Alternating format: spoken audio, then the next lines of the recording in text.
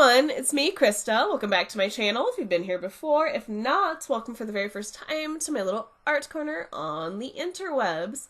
Today I am going to be using the items that came in the January 2020 premium SketchBox. We're going to be playing around, making a project, and I'm going to form some opinions about how this stuff works. Let's get on into what we're doing. What we are starting with is the Legion Stonehenge Aqua cold press paper in black, and for the sketch I used a General's charcoal pencil in white. After that sketch is in, I started going in with the Winsor & Newton Cotman watercolors, and I used the dried patches that I had on my palette from when I tested them first, because adding a little bit of water will reactivate it enough to do a nice, light, gentle wash. And then as I wanted the color to become brighter and more pigmented, what I did is I would add new paint on there and use less water. Normal watercolor stuff. And I am going to apologize right now. I have a bit of a cold going on. I've got what it seems like a lot of other people are getting right now. So I am a little congested. My voice might sound congested. I'm going to try to keep the sniffling and coughing to a minimum. That will get cut out as much as possible for y'all. But back to what I'm doing in this painting right here. I did start bringing in the Ingram Watercolor in titanium white.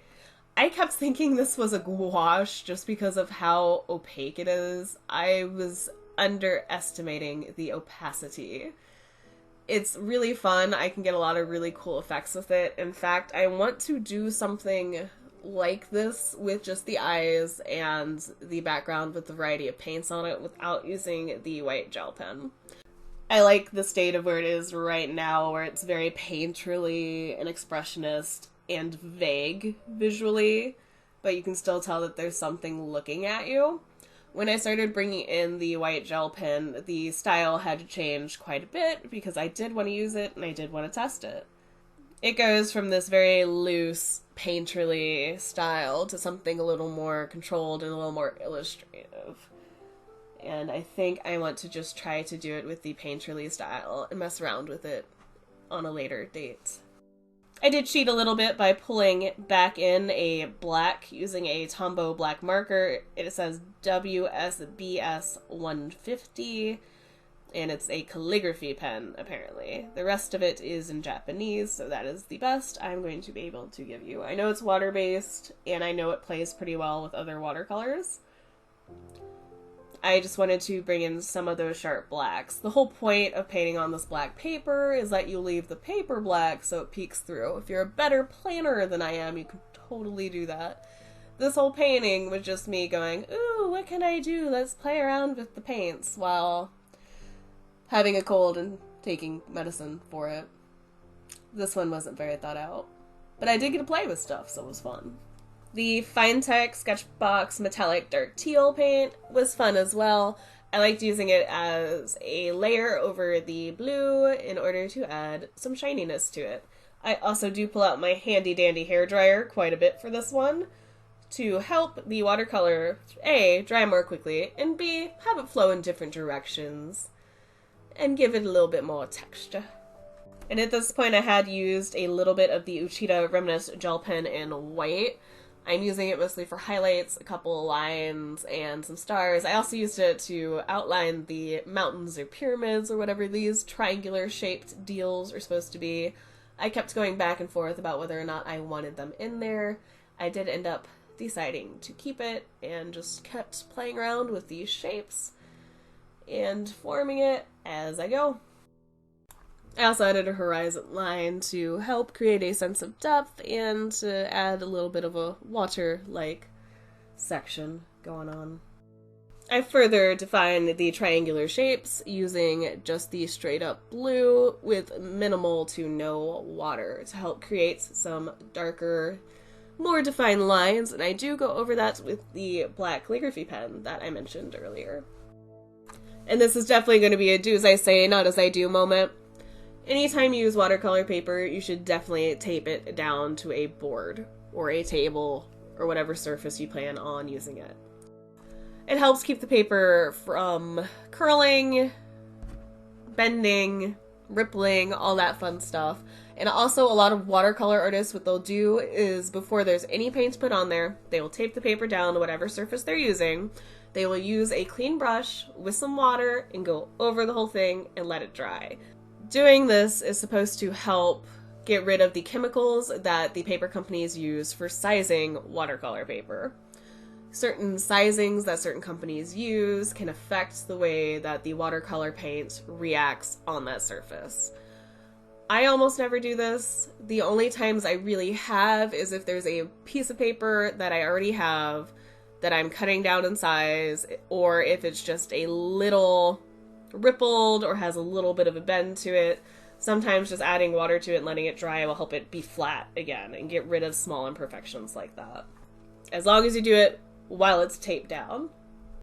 With this Uchida Reminisce white gel pen, you can blend it out pretty easily if you go over it with water very quickly. And it did work fairly well over the watercolors after they were dry. I don't recommend doing it while it's still wet. You can and get some cool effects, but I know that that can mess up with the ink flow of the pen. At this point in the video, I am going to talk about the different items that came in this box and how I feel about them now that I have a finished project on my hands. And you're going to watch me keep working on it in this here video.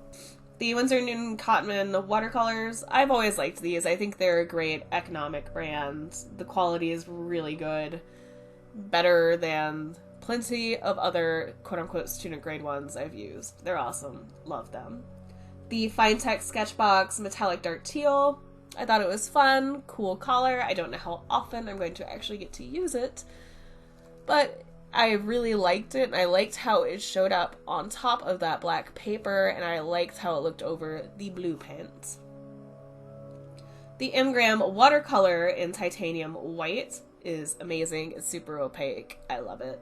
I'm definitely going to be utilizing this a lot with other watercolor projects. The Silver Brush Crystal 3/8 Angle Short Brush. Pretty good. I was able to get a lot of different line variations, and depending on where I put the paint on the brush, I could play around with it and make it work very differently.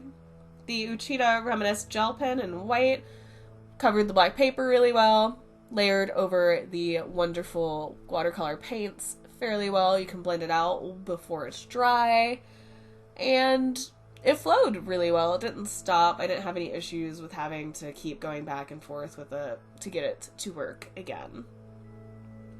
The Legion Stonehenge Aqua Cold Press paper in black was fun. It held up pretty well. It curled a little bit, but that's because I didn't tape it down. That's my fault, not the paper's fault. I didn't have any issues with bleed through or with pilling or anything like that, so pretty sweet paper. I am looking forward to using it for some other stuff in the future. I might see how I can use some different colored pencils on it with using odorless mineral spirits another time and seeing how it holds up to that. Overall, I had a lot of fun with this box. I liked being able to use the watercolors on a different surface, color-wise, and seeing how that affected how they applied. It was a little bit of a challenge, but it was a lot of fun. I just played around. I love playing around with art supplies. It's awesome. And on Monday, there will be an Art Snacks unboxing, and then the following Friday, which will be the 17th, will be a project video. And then after that, I'm going to be on a little bit of a break. I am moving from Michigan to another state. I'm in the process of packing everything up, getting everything there, and all that stuff, and I will be back, but it will be at the very latest early March. There's going to be a couple weeks of dead air because there's packing, unpacking, and then getting a filming setup because I'm probably going to buy a new desk. So we will see how that goes. Just want to let you know, if I don't post for a couple weeks or a month, it's not because I'm quitting, it's because I'm actually doing something else and won't be able to film.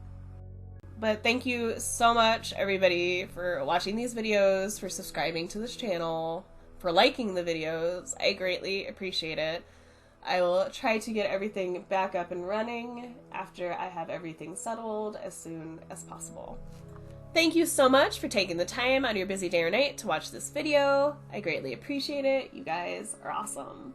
If you have any comments, questions, feelings, concerns, or you want to let me know what you liked or disliked about this month's box, what you made with this month's box. Please let me know in that comment section down below. I will still be keeping up with comments for sure.